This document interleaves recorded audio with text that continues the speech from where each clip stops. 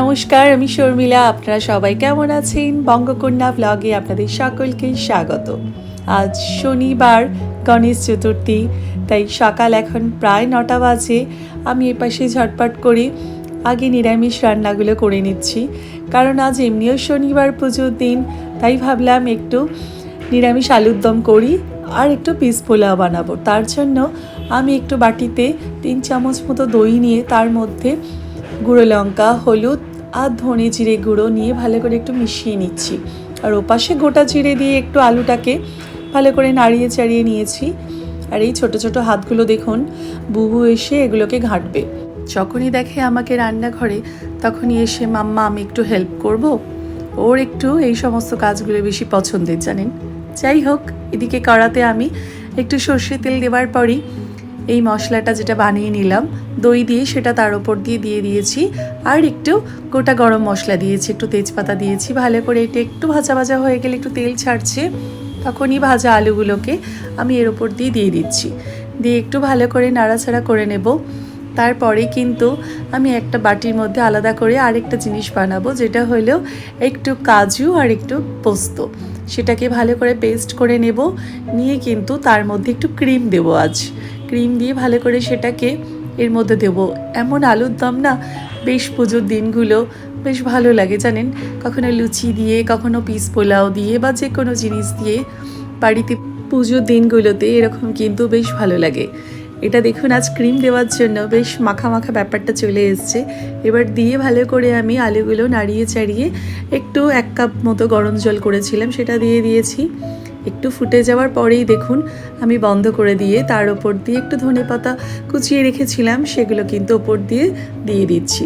এটা কিন্তু খেতে বেশ চমৎকার হয় পুজোর দিন। কেন, কেউ যদি উপোসও করেন, তারপরে কিন্তু এরকম আলুর দম দিয়ে লুচি কিন্তু বেশ ভালো লাগে। এটা আমার কমপ্লিট হয়ে গেছে। ও পাশে পুজোর জন্য এবার রেডি করি। চলুন, আজ গপুকে যে জামাটা পরিয়েছি এটা আমার মা বানিয়েছে। মা এটা এসে দিয়েছিল গপুর জন্য, তো এটা গপুকে আজ পরিয়েছি। আর আমার মা কিন্তু এরকম অনেক সুন্দর সুন্দর জামা গপুর জন্য এনেছে, পরে দেখাবো কেমন লাগছে গপুকে, আমাকে কমেন্ট করে বলবেন। আর ওপাশে গণপতি বাপ্পাকে তো বসিয়েছি, তুলি আজ পুজো দিয়েছে, তার সাথে আমার ছোটটাও দেবে। আর আমি দিচ্ছি এই তিথিটা 2টোর পরে, কারণ 2টোর পরে বললো তিথিটা ভালো তিথি। আজকে তো 3-4টে তিথি আছে, তার মধ্যে আমি ওই তিথিতেই পুজোটা দিচ্ছি।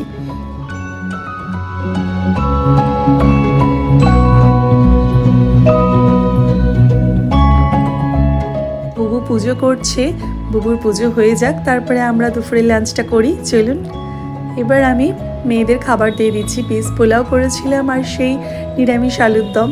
আজ তো নিরামিষ খাওয়া দাওয়া করব, তো সেই কারণে তারা কিন্তু বারবার বলছে যখন বিকেলে বেরোবো আমাদের কিন্তু বাইরে মাম্মা কিছু খাওয়াবে। ঠিক আছে, চলো, যখন বিকেলে ঠাকুর দেখতে বেরোবো এখন তো খেয়ে নাও। তাদের তো পোলাও বা এরকম জিনিসগুলো ভালোই লাগে। আর নিরামিষ রান্না ঝটপট হয়েও যায়। বাড়ির পুজো থাকলে বলুন কত না কাজ থাকে, এটা ওটা পরিষ্কার করা, পুজো দেওয়া। আজ আবার আমার বান্ধবীর বাড়িতেও পুজো আছে, চলুন যাই। এবার আমরা প্রায় এখন 7টা বাজে, তো সন্ধে টন্ধে দেওয়া হয়ে গেছে ঘরের দিয়ে। এবার মেয়েদের নিয়ে একটু বেরোই। আবার বান্ধবীর বাড়িও যেতে হবে, ওখানে ঠাকুরের মূর্তি আপনাদের দেখাবো। ইনি হলেন তুলির বন্ধুর মা। তো যেটা হয়, অনেকদিন পর দেখা হলে একটু দাঁড়িয়ে গল্প করা, কারণ সবসময় তো দেখা হয়ও না কারোর সাথে বলুন। একটু পুজোর দিনগুলো সবাই বেরোয়। আর আমাদের এখানে গণপতি বাপ্পার দেখুন মূর্তিটা কি চমৎকার। এটা হলো আমার পাড়ার পুজো, কি সুন্দর মুখটা ঠাকুরের বলুন। আর এপাশে আমরা চলে এসেছি আর একটু এগিয়ে। এপাশে তো এখন আমাদের এখানে পুজো দেখলে আমার মুম্বাইয়ের থেকে কিছু কম মনে হয় না। আগে যখন পুজো হতো তখন না হাতে গোনা 1টা কি 2টো আমাদের এপাশে পুজো হতো। তাও বলছি আপনাদের প্রায় আজ থেকে 10 বছর 8 বছর আগে। তারপরে এই গত 5 বছর 7 বছরের মধ্যে এত পুজো হচ্ছে আস্তে আস্তে। এবছরেও সেম জিনিস। আর কি সুন্দর সুন্দর বড় বড় সব গণেশের মূর্তি, দেখে এত ভালো লাগে। সামনে আরেকটি ঠাকুর আছে, চলুন দেখি। বাহ, কি চমৎকার বলুন।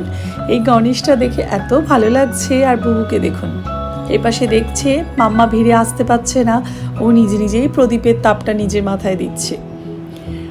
ঠাকুরের পুজোগুলো দেখতে এত ভালো লাগে বলুন, আর এই গণেশটা দেখে পুরো মুগ্ধ হয়ে গেছি। তাই জন্য তুলি বলছিল মাম্মা এপাশে চলো এপাশে, কিন্তু আসলে ওরা স্কুল থেকে ফেরে, ওরা দেখতে পায় কেমন মূর্তি বসিয়েছে বা কেমন ধরনের সাজিয়েছে, সেগুলো এসে বলে। তো আমি এপাশে একটু ঠাকুরের ফুল নিয়ে নিচ্ছি, আর ভিড়ে বেশি দাঁড়াবো না, আরও সবাইকে সুযোগ করে দিতে হবে দেখার জন্য। এই চলে এসেছি বান্ধবীর বাড়িতে, দেরি করে আসাতে ভীষণ বকাবকি করছে কাকিমা। যাই হোক, চলুন এবার একটু আমরা বসি, একটু সকলের সাথে গল্প করি। আজকের মতো ব্লগটা এখানেই শেষ করছি। গণপতি বাপ্পার আশীর্বাদে সবাই ভালো থাকবেন, সুস্থ থাকবেন, সাবধানে থাকবেন। আজকের মতো টাটা।